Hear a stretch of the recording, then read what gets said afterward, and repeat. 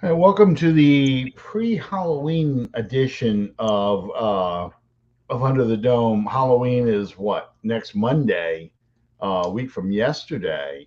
So I kind of had some fun with the title of tonight's episode, Monster Mash, and I put the little asterisks in there to remind you all this is still a mash unit of a team. Big time. Yeah, Bradley Roby just got put on IR, and they brought Hmm. back Kirkwood. The Saints haven't practiced yet, so we won't get an injury report until tomorrow. Dennis Allen gave them the weekend off, and I know a lot of people were pissed about that after the Thursday game. I'm like, look, your team's beat up. The best thing they can get right now is rest. I'm just not all about putting them through two a days right No. now just to get them to play better. I think they needed this mini bye to try and get healthy. And Hmm. we'll see who comes back this weekend or this week because I think Thomas and Landry have a good shot at coming back. Hmm. Lattimore may come back. I don't know. I'm not upset the fact they took the weekend off. Uh, No, I'm not either. I think this team needed a mental recharge as much as anything. Coaches too, folks. Sometimes you got to step away if you're in a rut, and things are just unraveling on you. Sometimes the best thing to do is step away, regroup, and come back refocused. Now, if this team does come back focus or it doesn't come back focused, then hell's firestorm is going to rain down on them. And it starts with Dennis Allen and the leadership, the player leadership in that locker room too. Because this is a must win. For this team. And we'll talk about that as the show goes on. I mean, 2-5, no reason to wave the white flag yet, especially given the state of the division, which we'll get into in a few minutes. mhm. But this team has a lot to fix in a short period of time. Yeah, when your bye is not to like week 13, um, taking advantage of this Thursday night game and getting this mini bye to kind of rest people. I think that was a good thing. I know it sucks when you lose. And, you're 2-5, and this team on paper is better than a 2-5 team. You look at the way they lost games, and it's almost every single one is they're beating themselves, Hmm. including Thursday night. I mean, Andy Dalton throws two essentially back-to-back pick sixes. They were consecutive drives. And then his first interception of the night, which made three overall, that killed a scoring drive. Tampa. We'll talk about Tampa again in a minute, but that Arizona went the distance and scored a touchdown on that drive, I believe. I think either that I or they think kicked so. a field goal. They might kick the field goal. I think it was 7-6. It was 7-3, and I think it went to 7-6. I don't Yeah, remember. you're right. You're right. Yeah, and then it was 14 all. Because it was 14-6, 14-6. They got the 2 point conversion. Night will. Um, yeah, they got 2 point conversions, 14 all, and then suddenly the roof caved in, and it's 28-14 at halftime. So it was a very. I liked the first quarter and a half really of that game because I Hmm. thought Carmichael had thrown some new wrinkles in there. Um, Knowing he was shorthanded, he took advantage of his skill players. Beautiful deep pass to Rashid for a touchdown. I mean, things that it's clear they had the Cardinals on their heels, and the Cardinals are not a good team. No. I mean, you saw it during the game. In fact, I think Al Michaels and Kirk Herbstreit was kind of disappointed in the way this game unfolded because they had a lot of Taysom Hill stories they wanted to talk about. You Yeah, could, yeah, they did clearly. yeah, because Al Michaels must have mentioned at least three times. Taysom Hill hasn't been out there very much in the second half, and all that stuff. Um, and I think they were looking forward, even though it was a high scoring game. They were disappointed it wasn't as competitive as they wanted it to be. It was Hmm. better than the other games they've had, but it was not as competitive as they wanted this game to be. And I think they were disappointed in that. But I mean, we were too, obviously. But I think as that game spun out of control in the second half, that's why you didn't see Taysom Hill very much anymore. Why Shaheed wasn't out there as much. There wasn't as many things they could do with him when they basically were playing catch up the rest of the game. Kamara basically becomes the main weapon because you don't have the receivers. And Dalton knew that. I mean, that Callaway uh, bouncing off his face mask essentially for a pick six. Um, and it's because he turned his head. Yeah. He looked to see if he could run upfield instead of looking the ball in. Yep. Mistake. So, what you were just saying about needing to get away, get out of the rut, I think that was part of it. I think the turnovers and mistakes that are happening is because people are trying too hard to make something happen because they know they're shorthanded. So yeah, I think they do need to reassess and come out and just let the game come to them and just do their job. I wanted to ask you though, Demario Davis spoke to the media Monday, and Alvin Kamara had a comment he made in the locker room, basically saying that this is not Saints football. Too many people getting comfortable with losing. What do you think of those two speeches that were said today? They're the leaders in this team. They are the leaders on this team. And I consider I've considered Demario Davis the leader of this team for the last 2 or 3 years now. Absolutely. I like to hear that Kamara is taking a more vocal role. But if you're going to take a vocal role, you need to back that up on the field. Now, Alvin has been playing very good football the last 3 weeks or so. And you and I have talked about it on this show before. If he's going to talk about, you guys aren't playing Saints football, you got to get your swagger back, this, that, and everything else.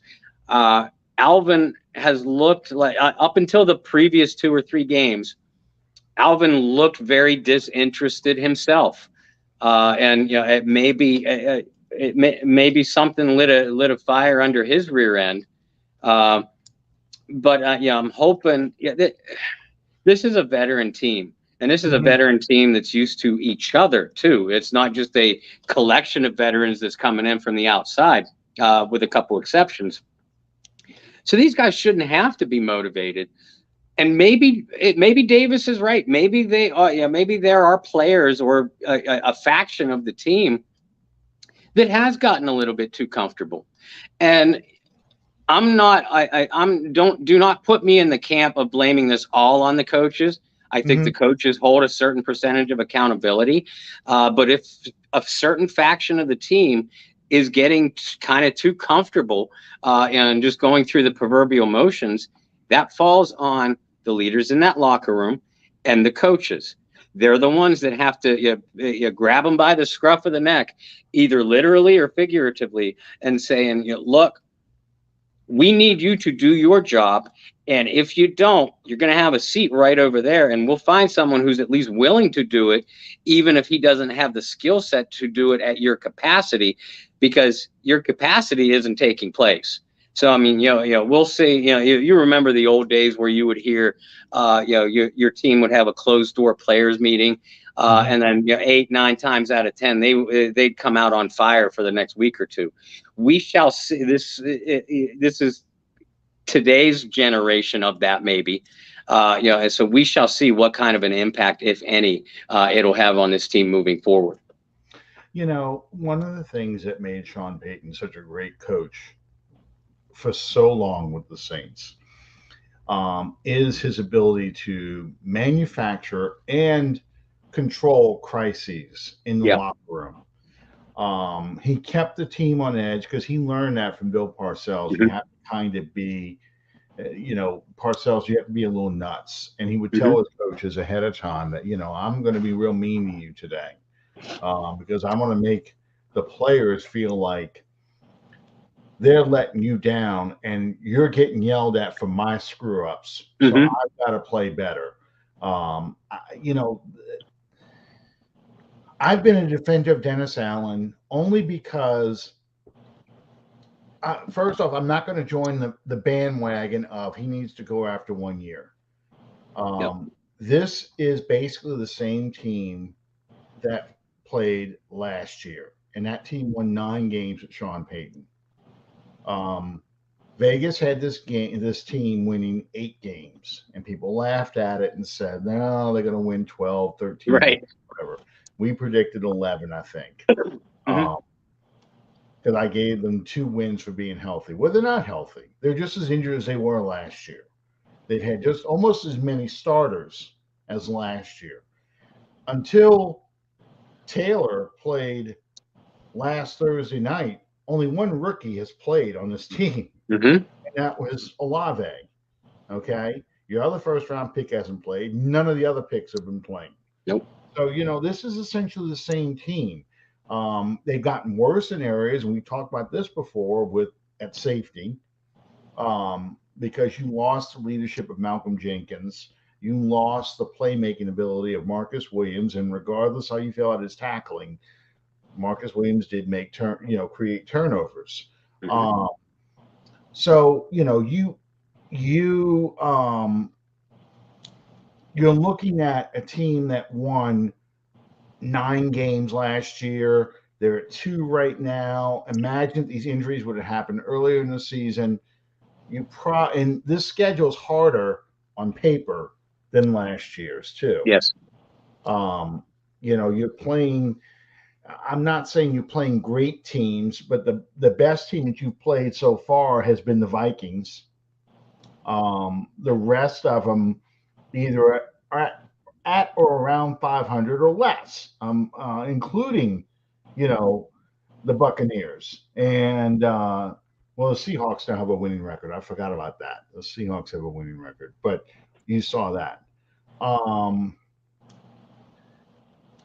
you just need a coach now, I feel, in Dennis Allen to manufacture a crisis or to get these players to feel uncomfortable, like you said. Hmm.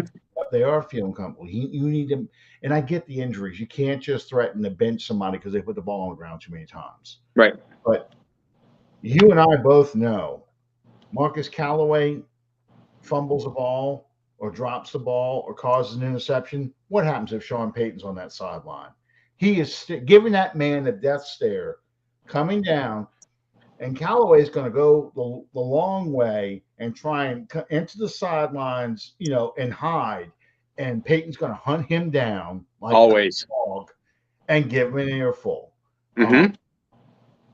so that's the part I think that fans are missing because Allen can't imitate Peyton. No. Because his players will see through that. But Allen Hmm. was too passive on the sidelines when things go wrong. Now he claims to be the opposite of Sean from the standpoint of Sean is calm, all fun and games during practice, but come game time, he's chewing people's asses. He's intense. Allen said he's the opposite. He's chewing people's asses during practice, then come game time, he's the calm one. Well, I don't think he can be calm anymore. No. I think these players are looking for that, are craving that. You've lost your teacher. You've got the substitute teacher who's now been promoted to teach your regular class, and you're conditioned to think that way of how the old teacher ran the school.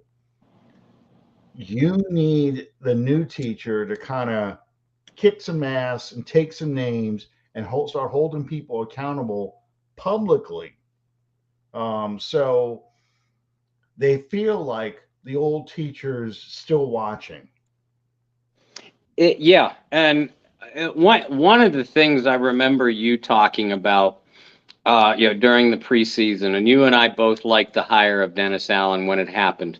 Yeah. But one of the things that you questioned as the fan base was starting to load up that bandwagon and saying it's a Super Bowl team and everything like that. One of the concerns that you mentioned that you had about Dennis Allen was that we have to wait and see how he manages a crisis, because you cannot judge a coach regardless of the talent level on the team that he's coaching. You cannot judge a coach until they face major adversity. And I think that now is major adversity.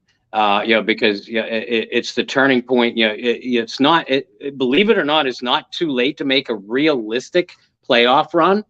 But you need to turn it around now. Your players, if your player leadership is acknowledging that there's a motivation problem, that's a crisis. If you're leading the NFL in turnovers and penalties, that's a crisis. Yeah. If your once formidable defense is ranked at the bottom of the league in categories that they ranked literally at the top of the league for the last 4 or 5 years, that's a crisis. So and Dennis Allen doesn't have to yell and scream and be a raving lunatic to get his point across. One of my favorite coaches of all time, Mike Shanahan. Mike was a very calm, demeanored coach, but his players feared him and respected him because they knew that if they screwed up and they didn't fit into what Mike Shanahan wanted them to do, he'd replace them like that. And if a player knows that, you don't have to yell and scream and threaten them to do that. You just have to be firm in your message, consistent in your message, and somewhere the lines of communication between players and the lines of respectful communication between players and coach, it has been lost so far this season. Well, part of the reason Chauncey Gardner-Johnson had to be traded was that he was going to be the challenge Dennis Allen in that locker room and on the sidelines, because he was pissed and he had hurt feelings that he wasn't going to get paid. So the Saints were going to make a statement, and this is why I supported the trade, even though I didn't like the trade. Same. Was that you have to teach the players that I'm in charge. I don't give a damn. Like, this is what I loved about Sean Payton as far as his attitude about players, whether you came to the team as an undrafted free agent or as a high draft pick. I don't give a damn how you got here. I'm going to put my best guys out there. Well, the same has to be said about a player who thinks he's too good or deserves money or deserves special treatment. The famous Wayne Gandy thing where Sean, the first year he's in there, he's not even there a month, goes in the locker room, there's a recliner in front of Wayne Gandy's locker, and he says, "Whose is that?" And they tell him who it is. And then Gandy was one of the leaders of that team in 2005. And he says, "Get that shit out of here. Throw it out in the dumpster." Don't even tell him to take it home. They threw it in a dumpster. Yep. Made a statement right there. And I felt that was what they were trying to do with Chauncey Gardner-Johnson, where, if you don't want to be here, if you are going to bitch about not getting paid, if you think, you're entitled to stuff because you didn't get the hell out. We don't need you. No one is that good that you can't be replaced. And that's basically what you're saying. He needs to have that kind of statement again. And I'm not saying trade anybody. No. And you have to get that message across to these players that, if you're going to milk an injury, if you're going to not. I'm glad you said that. Yeah. If you're not going to go out there and tackle, you're going to make business decisions not to tackle because you might get hurt or, you're afraid or it's just not worth it, then we'll put somebody else out there who may be less talented, but he's going to fly around the ball. He's hungry. Yep. And I think that's what the kind of stuff that needs to be said. That's the kind of stuff that needs to be done. And I think a public saying of, and I thought he kind of did it with Deontay Hardy, where he deactivated him a week.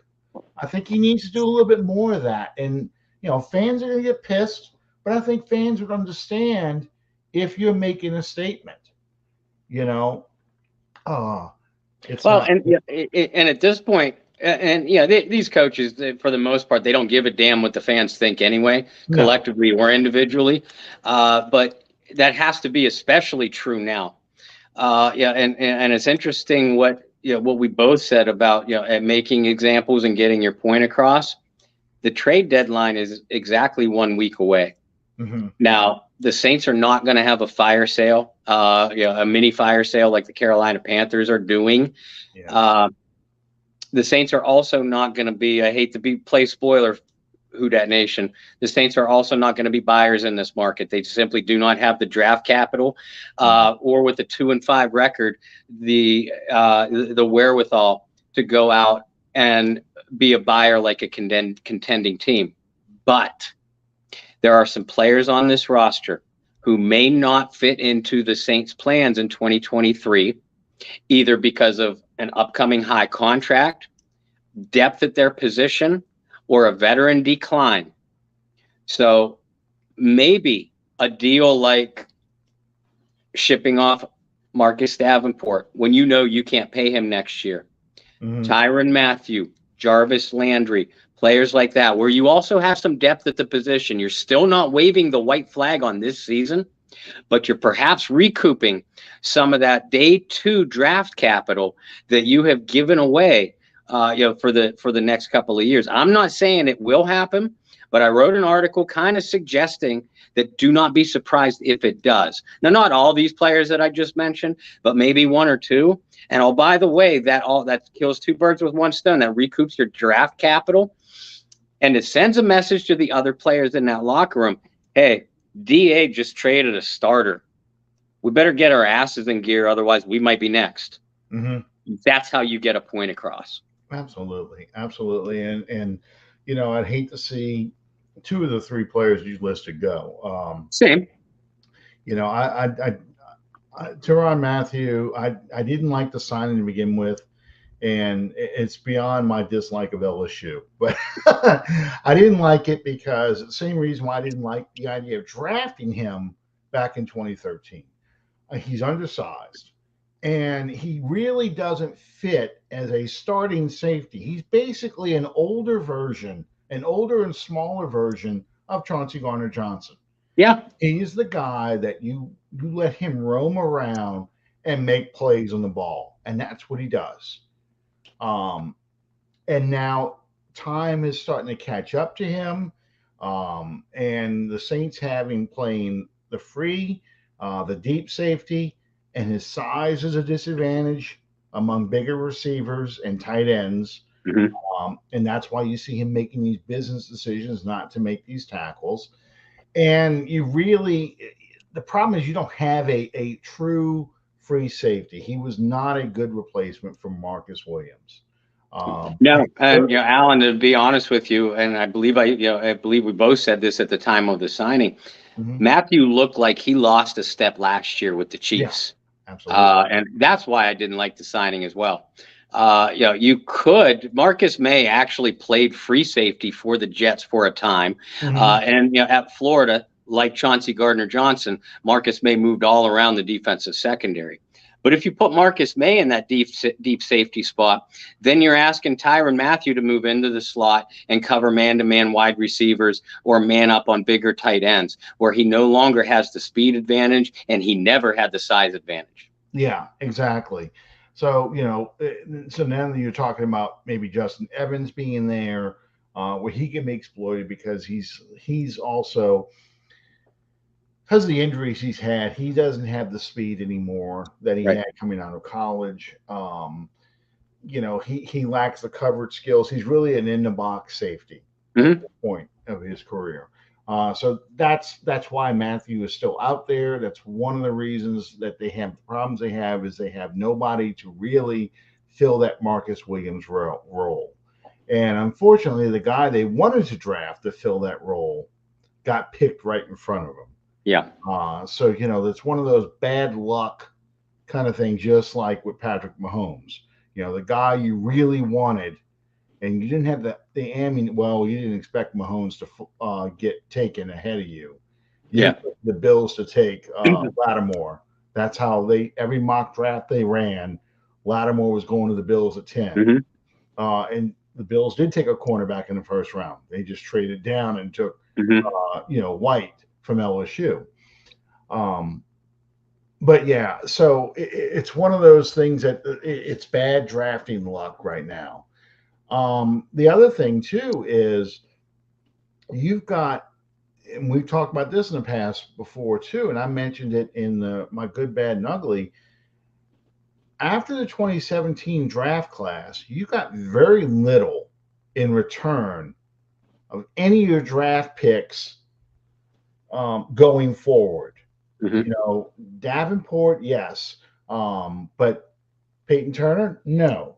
Ruiz is coming. Ruiz has done a 180. I'm going to give him credit for that. He has. Yeah. He really, compared to how he looked last year, he has done a 180. So that's starting to say.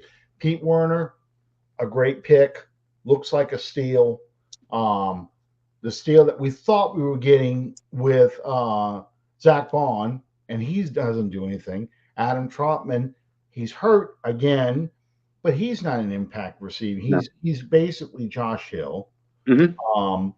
So it's when you're looking at, and I said this earlier too, when you're looking at the injuries this team has suffered because you've drafted so poorly and have so little depth out of the draft. I mean, all those safeties they took in 2018, don't you think they could have helped by now coming in and playing if you would have made some good picks?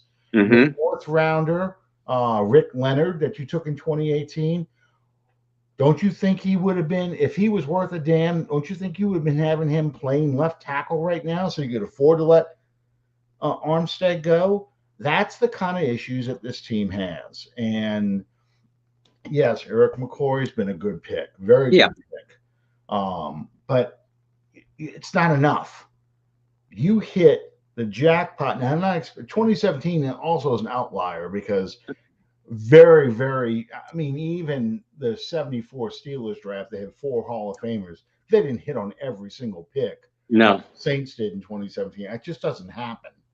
But those are the guys that should have been stepping up now to replace when you decide not to pay Marcus Williams, when you decide not to pay Teron Armstead, when you decide not to pay Chauncey Gardner-Johnson, who was a good draft pick. You should have other guys stepping up to take their spot, and it's just not happening. Then it's just not there.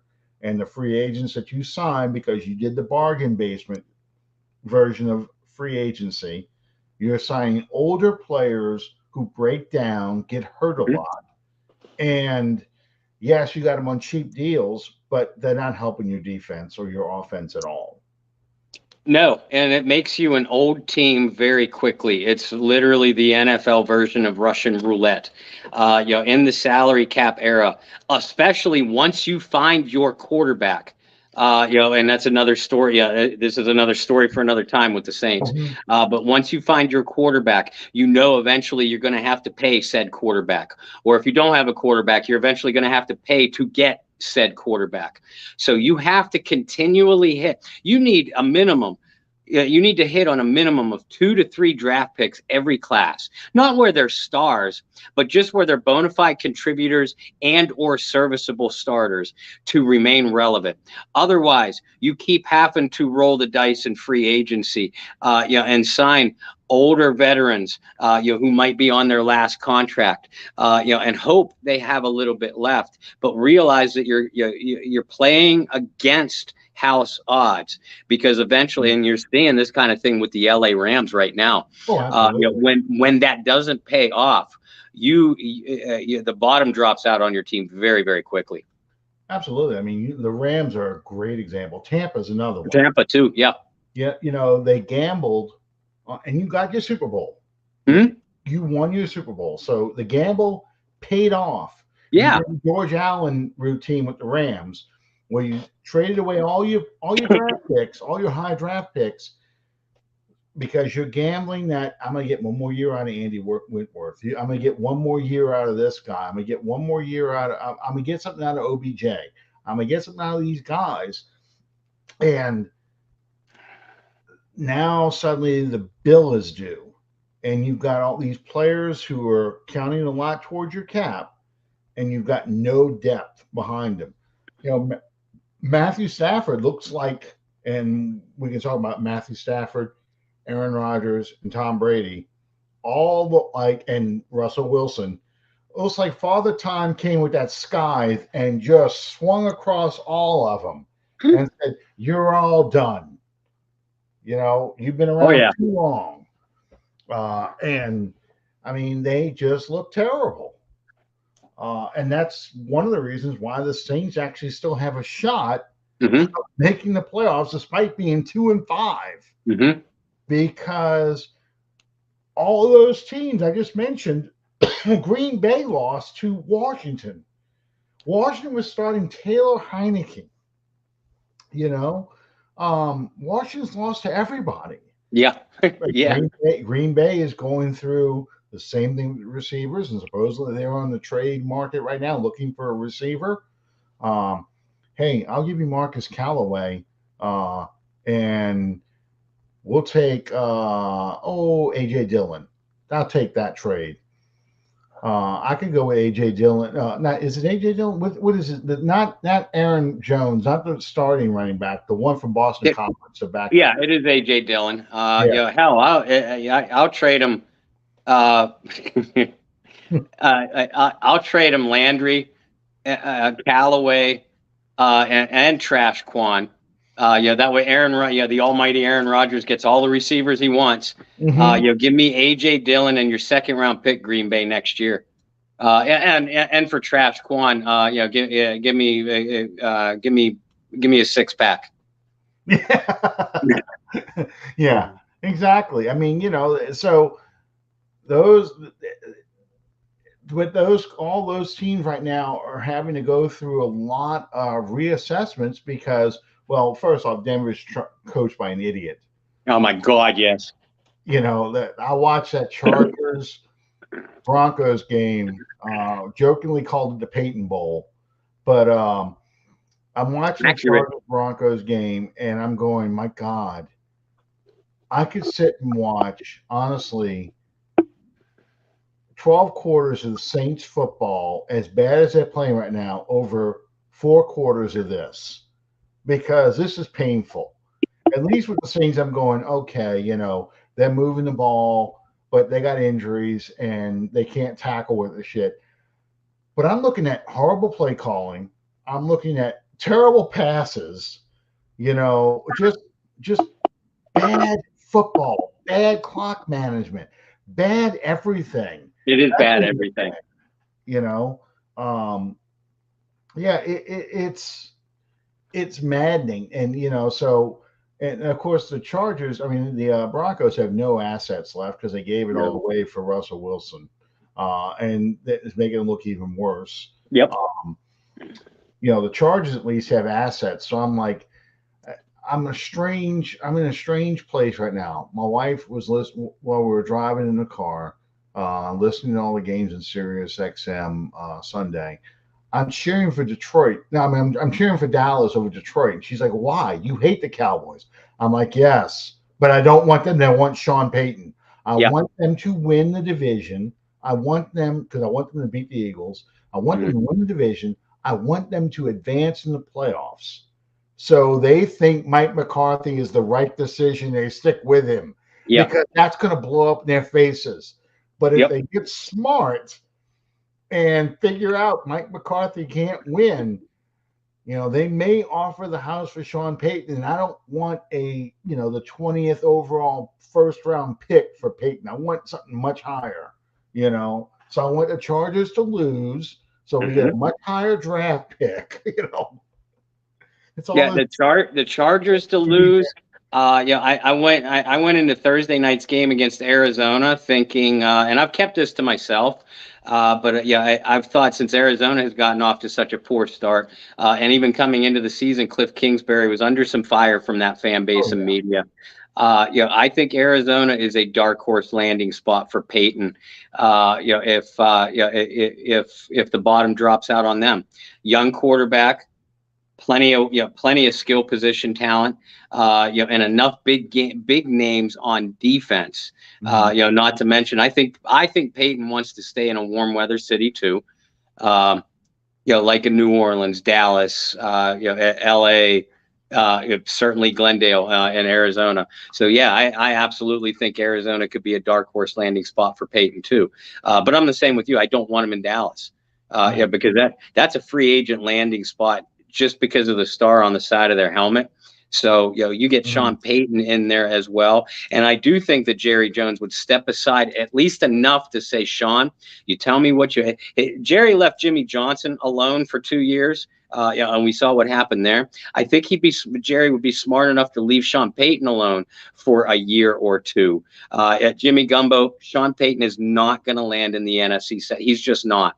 The only way that happens is if Peyton sits out another year and he's no longer under contract by the Saints, and the Saints have no way of blocking it. Good. Pelicans won. My daughter's watching that game right now. Well, I don't think Peyton goes to Carolina either because of the things that Carolina does not have that the Chargers or the Cowboys or the Cardinals actually offer. And that's enough talent there for him to start building. I don't think he wants to start at ground zero and build a program from scratch. I don't think he has that in him. And the Chargers are an interesting thing for me, and I felt this way since the talk was that he was going to, he was going to go to television, and if it didn't work out, then he would think about coaching again. The Chargers are the ugly stepsister to the Rams in Los Angeles, and the Rams don't even have a fan base, right? But what fan base the Rams have, the Chargers have even less. That when they were playing in the soccer stadium, they more than 50%, 70% were opposing fans. The Rams have a history in Los Angeles, a recent history. The Chargers only were in Los Angeles for 2 years with the AFL. They went to San Diego and Balboa Stadium. And, you're talking 2 years of the AFL, you're talking 1960, 61. Very few fans even remember that. They certainly can't name who the coaches were and who the players were. And no, Lance Allworth was not there yet. And I think Sid Gilman came in 61. I don't think he came in 60. So I don't think Hadel was there yet either. No, Hadel wasn't there yet either. And they're an AFC team, which I think that appeals to Peyton as well, because he doesn't want to be. Now, he was interested in the NFC East.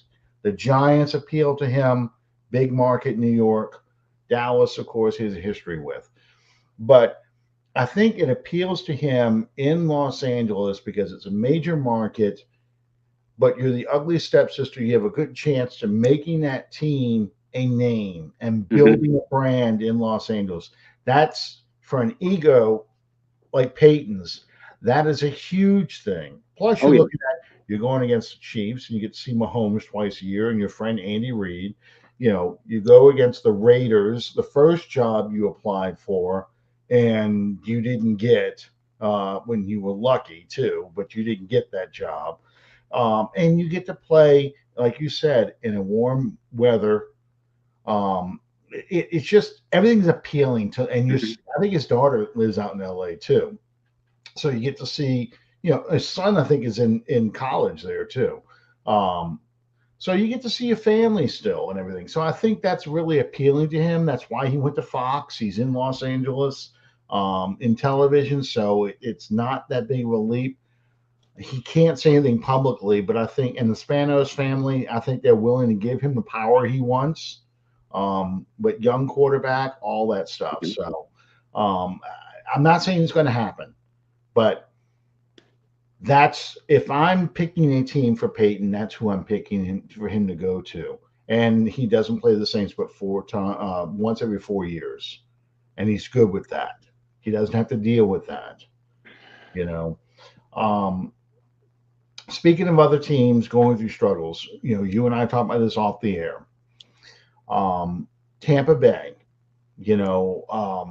and Green Bay. We're going back to old Pete Axhelms. I don't know if you remember who that was. Oh yeah, You know, I love that crew with Brent Mushberger and Jimmy the Great. No, Pete no, Axtell was on NBC with Bob NBC. Costas. Yes, with Bob Costas. Then he went over to ESPN. Mhm. He was originally in the first Sunday morning kickoff show on Yeah, ESPN, and he would refer to Tampa Bay versus Green Bay as the Bay of Pigs. When those two teams played, especially when Tampa was in the old NFC yep. Central, that was the Bay of Pigs. And it was great because he did a whole like 15-minute feature on it too, twice a year. Exactly. Because the teams were so bad. Well, we're entering Bay of Pigs territory again, except with two future Hall of Fame quarterbacks. And Aaron Rodgers, we've talked about him bitching about his receivers. He's basically playing with the 2021 Saints receiving core. But on the other hand, Tampa, you and I were talking a little bit about this off the air. Tampa, in many ways, parallels the New Orleans Saints right now. They both have had Hall of Fame Super Bowl winning coaches, and I will put Bruce Arians in the Hall of Fame right now. At least fringe.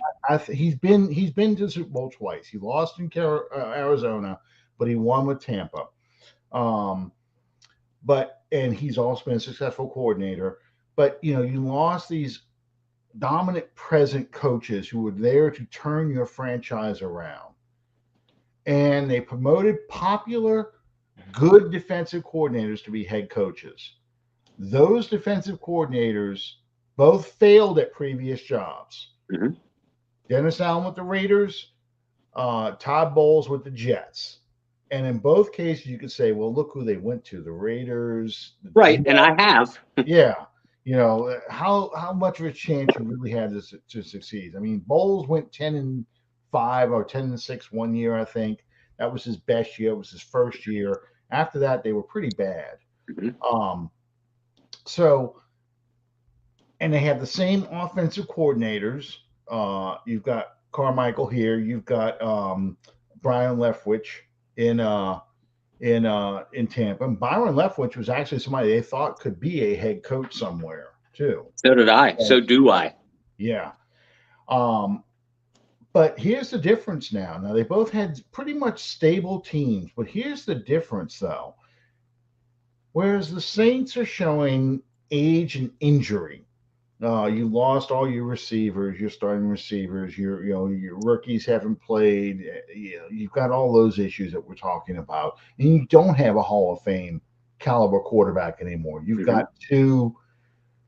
I'm gonna call them journeymen. But you have two journeyman quarterbacks. One at the end of his career, former All-Pro or Pro Bowler at the end of his career. The other one in his 8th season, been in the Pro Bowl, but also frustratingly inconsistent.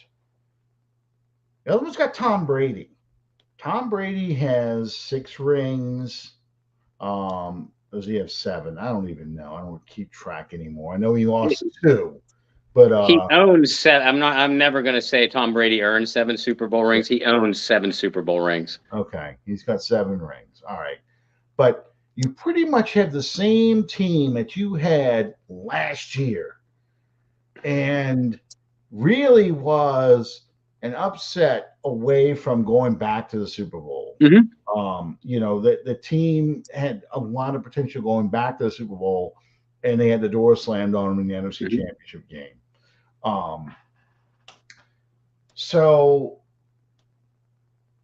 No, did they lose in divisional round? I'm sorry. It was divisional, but if they'd have beat the Rams, I think, I think they'd have beat the 49ers if they got past the Rams.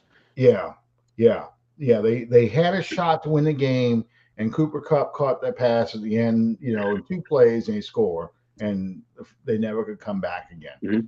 But, Brady comes back. He, retires for 6 weeks, comes back, wants one more shot to get a ring. And this team is now 3-3 or 3-4.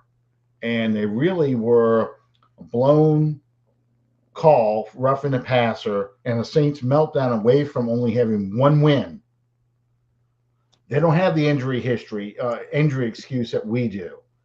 Yes, their offensive line has been hurt and they were beat up, but for the most part, this team has got all its weapons. It's got a lot of stuff that they can do things with, and they're not winning. What do you? I know this isn't a Tampa show, but what do you think? Tampa is wrong with Tampa.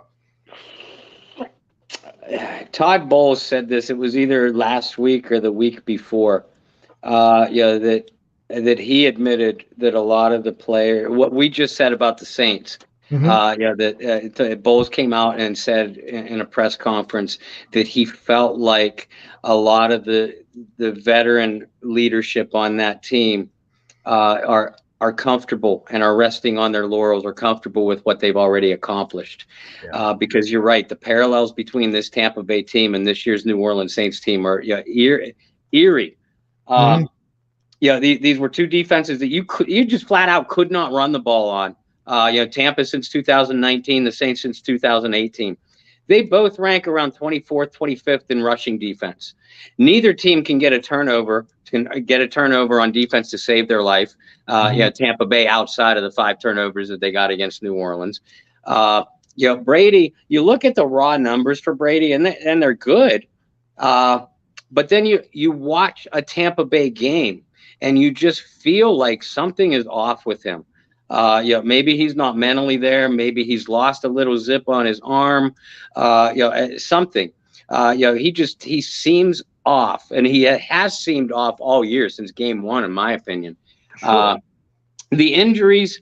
The injuries, and ask the New Orleans Saints this too. The injuries will only buy you so many excuses. They're viable reasons. But eventually you have to step up and play with the players you got. Plus, all the injuries that Tampa Bay had was on that offensive line. That offensive line has been pretty healthy over the last 3 weeks, and they played some of their worst offensive football of the year. And you can't tell me Julio Jones being out affects this team one way or another. Chris Godwin, Mike Evans, and Russell Gage are their top 3 receivers, hands down. No,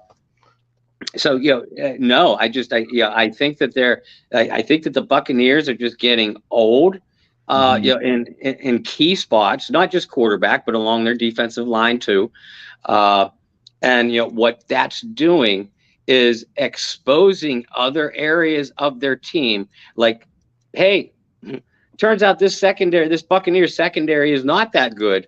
When they can't rush the passer and when they can't stuff the run, and these guys are biting on play action fakes.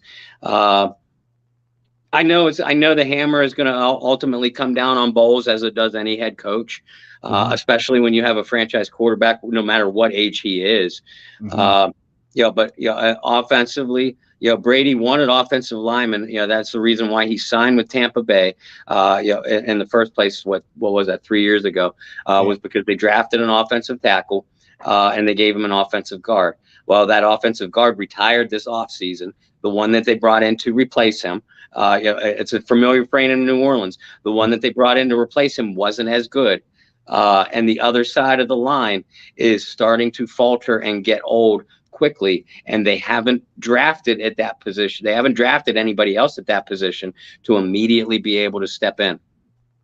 Yeah, and all the things that we were just talking about the Saints, and I think that's playing out in Tampa. So that's why a team like the Falcons, who are in a rebuild, temporarily had the first were first in the division, and then the Panthers, who just fired their coach, are going through a mini fire sale where they trade away Robbie Anderson. DJ Moore supposedly is on the block now. They traded away Christian McCaffrey. They've got the attention of those players now. Those players know they're auditioning for the next head coach. Steve Wilkes is technically auditioning for a job. If Carolina turns this season around and starts winning football, it's going to be tough because So far, the XFL quarterback is outplaying, two former number one, one number one overall, and the other one a top five Yep. pick quarterbacks. If he can hold on to that job and start outplaying those guys and getting this offense to start moving, you know, Carolina could make a run. I Sure. don't think they have it in them. I No. think eventually who they are, the emotions of playing for a new coach eventually wear off. They fired him so early into the season that who knows what it's going to be like by the end of November and December, what this team will be like. I personally think just on their talent level, um, things start going wrong, the roof will cave in, they'll Mhm. all hang their heads and go, here we go again, Yeah. especially if Baker or Sam Donald are starting at quarterback. And Um, I think ultimately the same thing happens in Atlanta. With the talent level. I got to be honest. I am impressed with the physical brand of football that the Falcons are playing. mhm. But I don't think that they have the talent for staying power. I still believe that the NFC South is going to come down to New Orleans versus Tampa Bay. Yeah. And so you have two underachieving teams that are hurt, but you have two underachieving teams that will end up facing each other. And when we play Tampa December 5th, Hmm. um, that could be for a division title, you know, um, depending on how this all shakes out. I mean, the Saints have the Raiders this week, the Ravens next week, then the Steelers.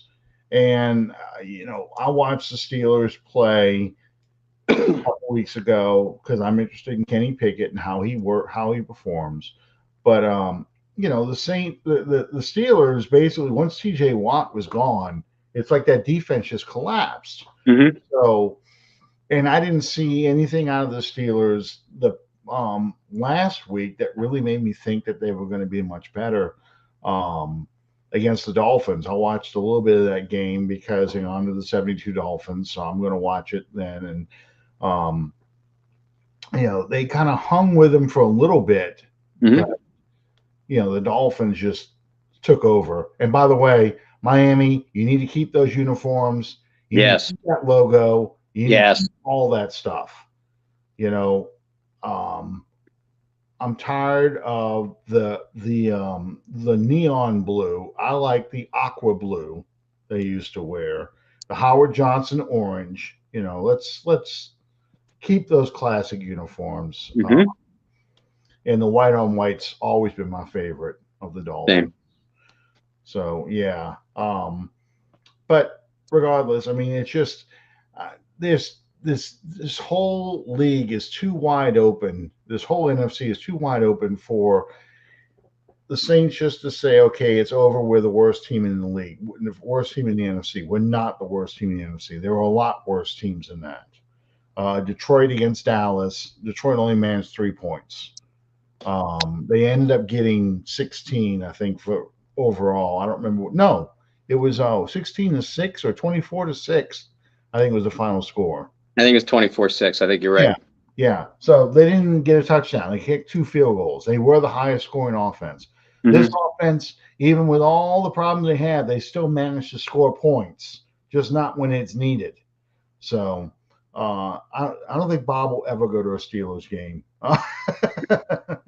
I have been to a handful of Steelers games, and yes, John Butler. I, along with John Hendricks, will be part of the media coverage, for that game. So I'm pretty excited. As of right now, Kyle has me going to the Steelers game and the Browns game on Christmas Eve. He wants me to go out to the Philadelphia game. I am credentialed for it. I don't want to go to Philadelphia. I don't want to ever go to Philadelphia. I especially don't want to go to Philadelphia in January. I have a friend of mine. We have been friends for about a decade and a half now, um, on social media only. We've never met in person. And he's been dying to get me to go with him to an Eagles game. Now, his name is Sal, of course. Mm. Sal is 6'7". Okay. I still would not feel safe in the link when it was the vet, when they were in the vet, I really wouldn't feel safe. No. But I would not feel safe going into the link wearing anything Saints related. I got one fight left in me. Okay. And I'm saving that for, my last, it's either that or I'm dead. I don't have the body strength anymore for, a prolonged fight. I think I'm pretty much with you. Yeah. As my sponsor, my good friends say, and I've gotten in more than my fair share of scrapes over the years. Sadly, many of them I started. I was capable of finishing most of them too. But at this point in my life, I'll give you the worst 30 seconds of your life, but I don't know how much more staying power I have after that. That's right. I don't think I want to get into that anymore. I mean, the last fight I was in, I think I've told the story before. Last fight I was in, I took on 4 people, because somebody said something to me while I was riding my bike, and I was a junior in high school, and I didn't take kindly to that. And I got off my bike, and of course, I picked the biggest one, and I said, "What'd you say?" And he repeated the insult to me, and I'm not going to repeat it on the air. Then he told me to get out of my face. And I proceeded to grab him by the face and, "How about you get out of my face?" And I bounced his head off the tree that he was leaning up against. And that started the whole thing. And, I'm throwing, because it was a bunch of smaller people and the one big guy. So they all jumping on me, and I'm throwing people around and swinging like a lunatic, screaming, like, you know how when you're in a fight, you say stupid things. Oh, yeah. And, I got delusions that I'm like Thor and I'm calling them, mortals and things like that. I mean, it's just stupid stuff you're saying, So anyway, that was the last fight I ever got in. And now that I'm the age I am now, I don't think I ever want to do that again. Now I'd be like, no, I'm out of here. I don't need to. I have nothing to prove. We need a video. No, you don't need a video. You don't need a video. I'll tell you this much: I fight dirty. I'll tell you that much. There's no such thing as a clean fight. No, because my thing was always, I'm not going to go. This is not Rocky versus Clubber Lang or Rocky versus Apollo Creed. Nobody's ringing the bell for us to take a break. I'm getting rid of you as quickly as I can, so this thing will be over with, and joints, genitals. It's like the three eyes, joints, and genitals are all fair game. Anyway, so we never really talked much about the Raiders. We've kind of gone through all this stuff today, but the Raiders, they've got 2 really good players. And we already know about Darren Waller for what he did for us last year. But, or 2 years ago, sorry, 2 years ago. Josh Jacobs and Devontae Adams. Both of them are playing to the weaknesses of the Saints. And it's hard to believe saying the running game is a weakness of the Saints. Right. But how do you think the Saints match up to the Raiders' offense? This is the one thing that I've noticed about the Raiders this season. First of all, I have zero confidence in their coach. Josh McDouchebag.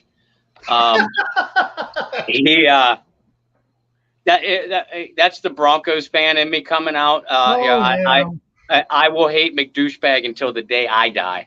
I'm not a fan of him either. He looks like a tool. He really does. Speaking of fighting, he's the kind of guy you wanted to punch because he's got a punchable face. He's the one that talks shit before he jumps in the car and screams at you out the window as the car goes out the way. Oh, yeah.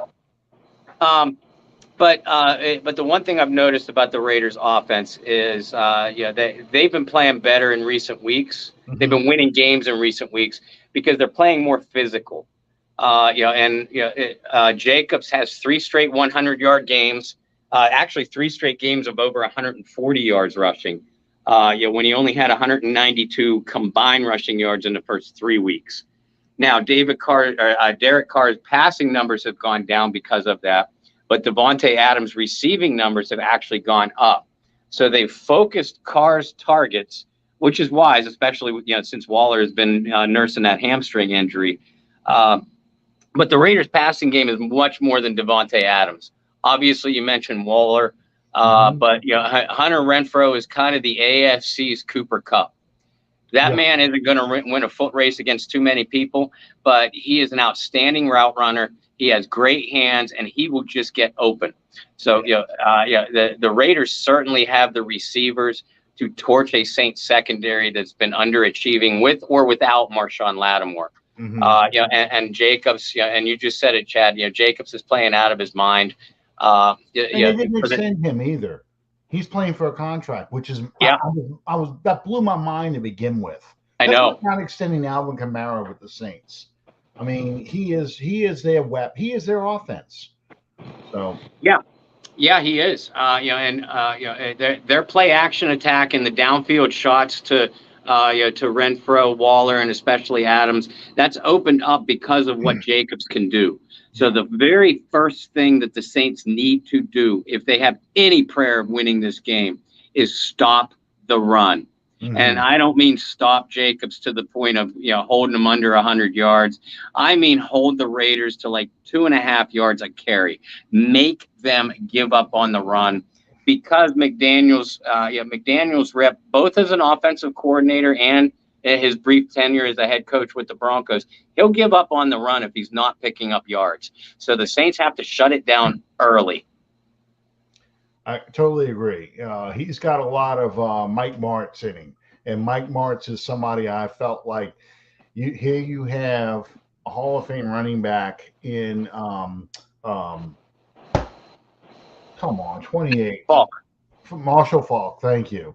I can't believe I forgot Carver High from New Orleans, But here you have a Hall of Fame running back in Marshall Falk who can run and catch passes. But when the Saints beat the Rams, it's because they stuffed Marshall Falk early and Martz gave up on the run and started throwing him all over the yard because that's what he liked best. And I think McDaniels is the same way. It's funny. We got to play the two coaches I can't stand more than anybody else. We have McDaniels this week, where LSU played Lane Kiffin with Ole Miss last weekend. So, two coaches I cannot stand. Sorry there, Chad. But, they got you got a good shot. You have a good shot because I'm not saying the Saints are going to stuff the run, but that's what they have to do. Jimmy Gumbo says, what's the over-under in giveaways this Sunday? I'm thinking 2 or 3. I don't even know who's going to start at quarterback this week. My gut says it's going to be Dalton one more week I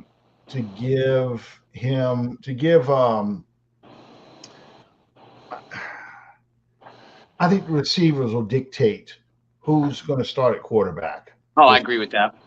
I think they would like to see Dalton with Mike Thomas and Jarvis Landry both out on the field. Just one game, they want to see those guys together. But if those guys still aren't playing this weekend, they're not going to put Jameis Winston out there with Marquez Callaway and Chris Olave and those guys. They want to have they probably want to use Dalton more because then they have the excuse they can run Kamara, they can use Taysom Hill as what they do with him and everything else. So, but if those guys are available, it's possible that Winston starts this week. I think Winston plays against the Ravens at home. It's weird. We got so many home games we've had early in the season. After Thanksgiving, they only have 2 home games left. the Falcons and the Panthers at the end of the season. Other than that, they're on the road at the 49ers, on the road at Tampa, on the road at Cleveland, on the road at Philadelphia. That's a tough schedule. They got a bye mixed in there too, but still, that's a tough schedule. Okay, so Saints offense versus the Raiders defense. The Raiders, Max Crosby is as good a pass rusher as the Saints have on their schedule. But outside of Crosby, they don't have much. I love the Raiders linebackers. Diablo. How could you not love a linebacker named Diablo playing for the Raiders? But Diablo and Denzel Perryman, they are extremely active, but they're not, despite their athleticism, they're not real good in coverage. Yeah. So look for Alvin Kamara to get involved as a receiver. And the Raiders secondary, outside of Rock Ya-Sin at cornerback, they have a lot of hard hitters back there, but not a lot of big coverage guys. The Raiders have given up a whole lot of passing yards, and quarterbacks have had a lot of success spreading the ball all over the field. Raiders have only given up one 100-yard receiver, but they've given up 14 receivers that have had at least 50 yards against them. Yeah. So, going back to what you had said before about Dalton spreads the ball around much more effectively than Jameis Winston. So, coming into the weekend, I actually felt sure that if Jameis was reasonably healthy, he'd play. Now I'm thinking because of the specific matchup with the Raiders and how they have been vulnerable, I think that Dalton will get the nod. Raiders are much more stout against the run. At least the numbers would dictate that. But I think that as long as the Saints have been running the ball extremely well in the last week, the last month. So I think that I do think that Dennis Allen and more specifically Pete Carmichael are going to stay patient with the run game. I just don't know if it's going to pick up a lot of yardage, but as long as they stay patient with it, that's going to help increase the effectiveness of their passing game, especially if Thomas and Landry are not going to go again this weekend. And I don't know that they will. I really don't. We'll find out tomorrow. Tomorrow's injury report will be key. But as of right now, I think this team needs Marshawn Lattimore back in the lineup more than either one of those wide receivers. Yeah, I think they need Lattimore to deal with Devontae Adams. Yes, Devontae Adams is Lattimore's kind of receiver to cover. A big physical receiver. He's got speed, but a big physical receiver. He's not a burner. Mm-hmm. Real quick, Saints. We talked a little about the trade deadline. Rumors have been swirling that Kareem Hunt is out there available. Would you take a gamble on Kareem Hunt, speaking of the running game, to kind of fit in with this offense if you want to run the football while you try to nursemaid these quarterbacks? You know what, Alan? I definitely call the Cleveland Browns, and ask and see what they want. Because I think Kareem Hunt will be a good fit in this offense. He's what Mark Ingram used to be. Mm-hmm. But I don't know if the Saints have the assets, certainly not the draft capital. Now, if and Cleveland's going to have Deshaun Watson coming back, maybe they'd like Jarvis Landry back. Cleveland's pass rush has been a little bit lacking, which has surprised some people. Maybe they want a Marcus Davenport, or even a David Onyemata. These are guys whose contracts are coming up at the end of the year, who I doubt will be Saints in 2023. Mm-hmm. The only way Kareem Hunt is a New Orleans Saint is if it's a player-for-player swap, or predominantly players. There'd be mid and late round draft picks mixed in there too. But otherwise the Saints just don't have the draft capital, to move on a player like Hunt. Yeah, Saints Twitter was in fantasy land. They were talking about getting Bradley Chubb. And I'm like, first off, if Cleveland just trading Bradley Chubb, what are the stupid things they're going to be doing? Because I'm going to go take them to the cleaners. Right. Bradley Chubb is criminally underused in Cleveland's offense, but that's beside the point. John Butler asked about Sean. This is a few days old, but this is the latest I got on Sean Williams. The last information he has was that his skin grafts were doing well, and the amputation of his fingers and his thumb from his left hand was successful. They moved him to a rehabilitation facility, and the last they had heard is that he still can't speak due to a tube in his throat. But she's not. This is his ex-wife I'm talking to, by the way. Not certain of all the details. She said at the time she was going to try and get an update from their son and relay what she's spoken to him. I shot her a message today asking if there was any other news, and no other news yet. But the fact that he's in rehab now and not in ICU is huge. I know if he still has a breathing tube in there, it's going to be impossible for him to talk. The emotional roller coaster of now not having fingers and a thumb on your left hand. I know he's probably in a lot of pain, so he's on a lot of pain medications. But as soon as I hear anything from Sean, I will pass it along. I'll post it in the Under the Dome and the Bayou Blitz Facebook pages. Speaking of Bayou Blitz, what's going on tomorrow night? I'm really excited for this show. I have been excited for this matchup since the schedule came out. Brendan and I are obviously gonna recap the Arizona game, preview the Raiders game. Our special guests are Tom Viola and Jason Halpern. Tom and Jason do a sports talk show for a radio station in Las Vegas. So they cover the Raiders, and the Knights predominantly of the NHL. And I've been on their show once, in the off season. They have a nice show. A couple of really good guys. Jason and I have been friends for 31 years. He used to be a roommate of mine. Coming out of college, we were indoor volleyball teammates. He was my doubles partner. He's a Steelers fan, but we could forgive him for that. We're going to try to keep on topic as far as football goes, but I imagine there'll be some silly reminiscing too. And like I said, Tom and Jason, I've been on their show. They run a really organized show. I'm looking forward to having them on with us. Great, that's great.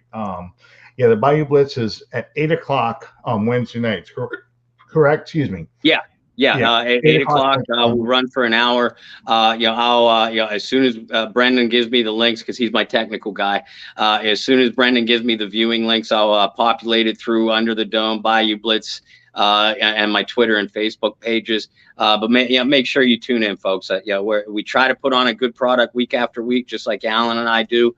But I think this one's going to be a fun one. It's going to be pretty informative, but we're going to have fun with it too.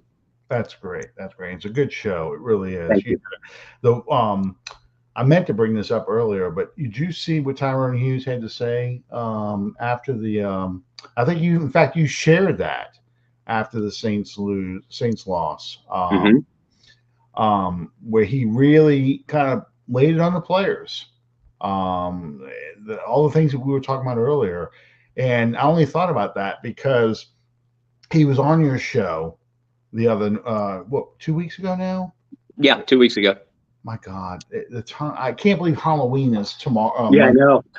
And then Thanksgiving will be right there, and then Christmas. I mean, I'm already. This is work related, not this stuff, but work related. We're already talking about fiscal budgets and having budget meetings for 2023. So I mean, as a kid. And you can relate to this, and I know Will certainly will. As a kid, Christmas seemed to take forever to get to. But as you grow older, it's like, holy crap, it's Christmas. In fact, I had that on my playlist. Holy shit, it's Christmas. But it's it's like one day it's summer, and you just can't wait for the cool weather to come that happens in August. Next thing you know, here we are Thanksgiving, and and Christmas is 3.5 weeks later. Yeah. And yeah, I know, I know, I know. Oh yeah, Home Depot has already had that crap out. They had that crap. Here's the thing: you can't go by seasons in the departments. Well, No. listen to me, I'm an old man. In Retail Walmart world. or retail world, Walmart or Home Depot, because Christmas will pass. They'll have freaking Valentine's shit the day after Christmas in Walmart. You'll see everything's now pink and red because it's Yep. Valentine's Day. So yeah, everybody had their Christmas stuff out as early as Labor Day almost. Labor Day Yep. passes, here comes the Christmas stuff. So yeah, I know. Yep. And I worked retail for almost 30 years. It feels like in retail years, that's 300 years. And you cannot like Christmas if you have worked. And when I become dictator of the world and I overthrow Goodell, But the benevolent dictator. one of my first points of action will be anybody who hasn't done it, I will force you to work 1 calendar year of retail. One of two things are going to happen. Either everybody is actually going to start appreciating each other and what they have in life, or people are just going to start snapping and killing each other off and vastly lower the population. Either way, I'm good. I have a meme I saved because I've worked retail before too, in a mall no less. Every retail employee should be allowed to fight one customer Yes. Yes. per job. You get to fight them.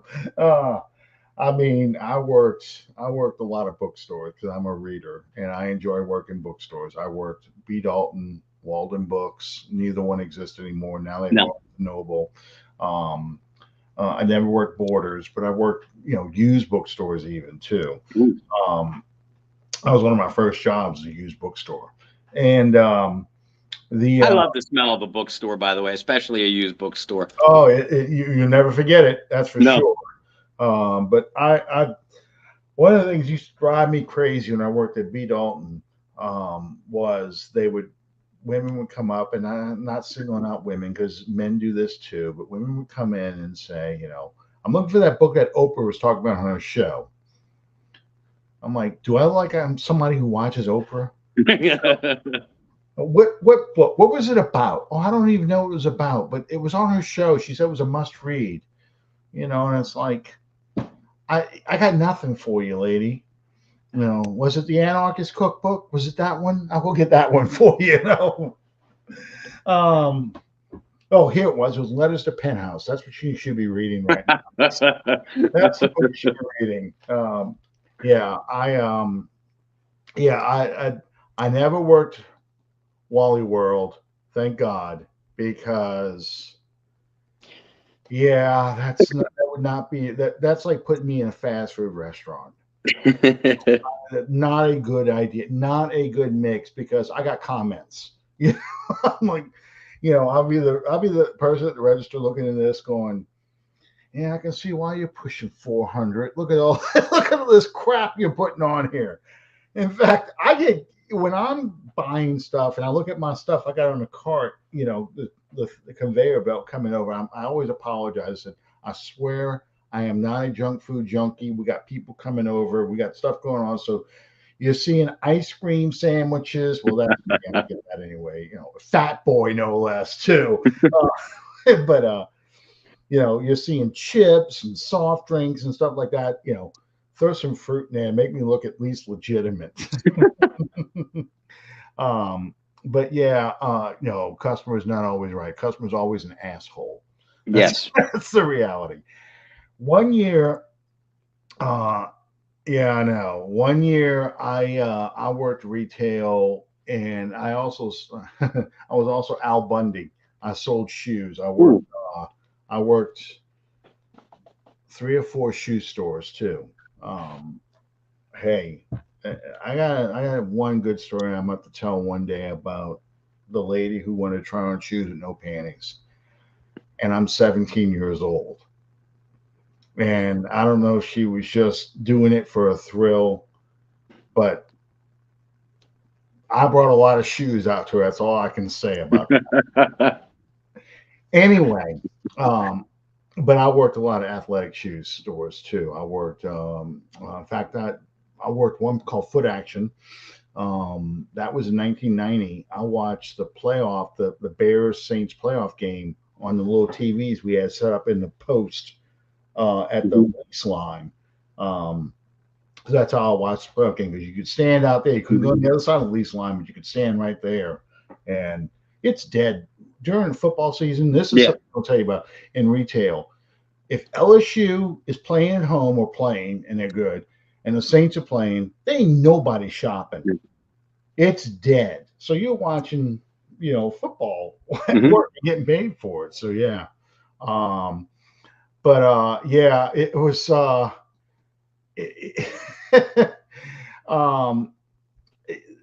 they used to call me Al Bundy because I worked at a shoe store, and they made I make Al Bundy jokes and things like that. But it's a one year when I was working, somebody decided they would just walk around the mall drinking, and not like beer, like mixed drinks, big cup.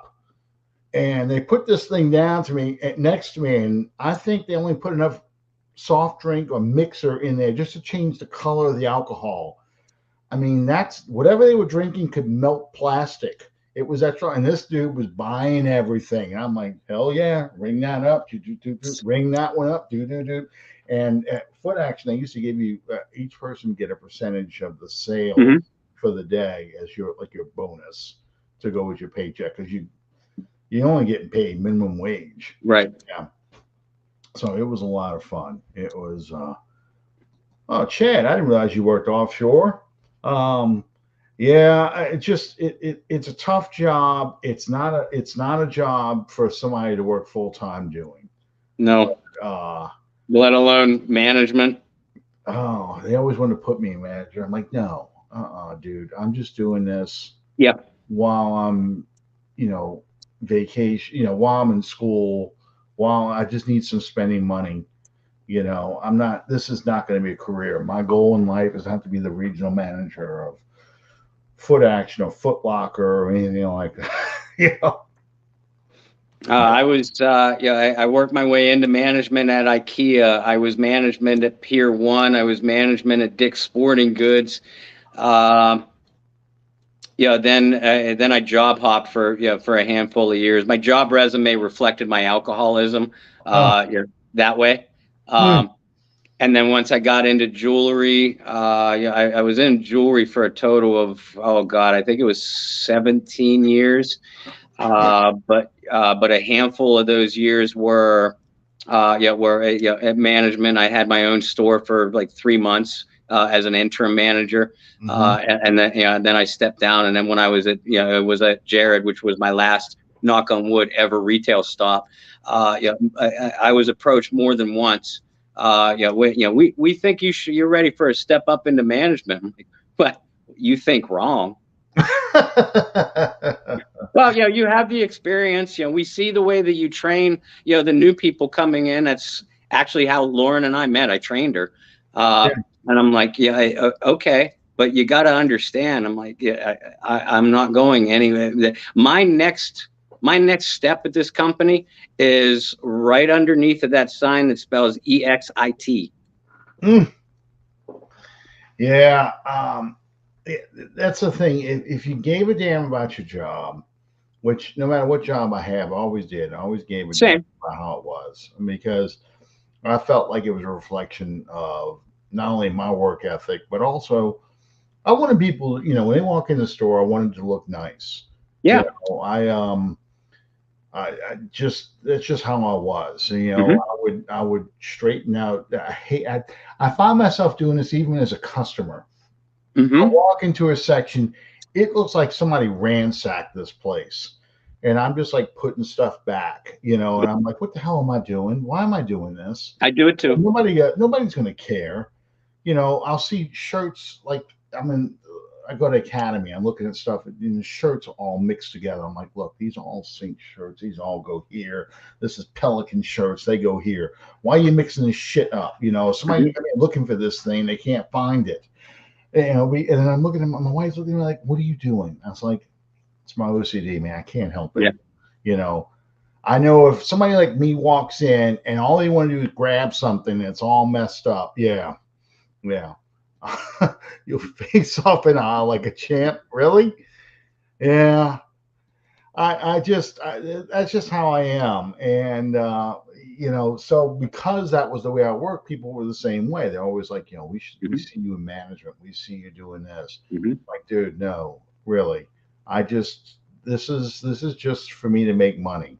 I'm just counting down the hours till it's 9:30 and I'm out of here. Yep. At the time, I find out where the radio is in the store, and I'm bringing my freaking music and I'm hooking it up. So I got to listen to my music while I'm in the store. And yeah, people come in and go, damn, this place is rocking. What's going on in here? And I'm like, yeah, I'm gonna play my music in this place. So yeah. The reason why I asked that, Chad, is because I never worked offshore, but I worked for companies that sold things that worked offshore. So yeah, that's tough offshore. 14 days on, 14 days off. I'll tell you a real quick joke, and then we can go for the night, Chad. So you remember the Coke bottles at lunchtime? I mean, in the summertime, they say share a Coke with so and so, share a Coke with so and so. Well, for offshore people, and Chad's going to recognize this, the joke about being offshore is while you're offshore, Jody comes to visit. Well, Jody is the guy on shore who's sleeping with your wife, your girlfriend, whatever like that. So somebody puts a thing up and says, share a Coke with Jody. And the guy says, I share enough with that son of a bitch. I'm not sharing anymore. So Chad, you know about Jody, I'm sure. And we used to make jokes all the time about Jody. So that's the story of Jody. Yeah. The life of offshore. Anyway, thank you guys for sticking with us all this time. We couldn't talk football the whole time. We had to go off the rails at some point. But both Bob and I have lived interesting lives, a lot of interesting jobs. I have a lot of retail job stories of the people I work with and the crazy shit they did and the crazy stuff I did too. I knew if I talked about it long enough, you'd say something. Yeah, I bet a couple guys did quit because of Jody. But don't forget to catch Bayou Blitz tomorrow night. Sorry, Saints Raiders. I think this is a game the Saints have a good shot of winning. Believe it or not, I do too. I'll know more based on the health status, but I think if Thomas and Landry could come back, they got a good shot of beating the Raiders. They need this game, like you said, it's a must win. I think that this little mini bye might have them focused a little bit better. We'll see. The division's there for you. You just got to win your game. Stop shooting yourselves in the foot. If this team is going to turn a corner this season, it's going to happen this week. Otherwise, I don't think it happens at all. Yeah, exactly. Because the rest of the schedule, except for the Steelers and maybe the divisional games, there's no gimmies left. You've already played the gimme games. I don't know about anybody else. I know people, like this team doesn't deserve the playoffs and stuff like that. Here's how I'm looking at it. I want to make sure the Eagles get a crap pick. I do not want them to get a crap pick. So you got to look at it that way. Even if we get our ass kicked in the playoffs, if we made it that far, that just means the Eagles get a low 20s pick, which is fine with me. And that's what I'd rather see. Anyway, thank you guys for joining us. We'll see you next time Under the Dome. Good night, everybody.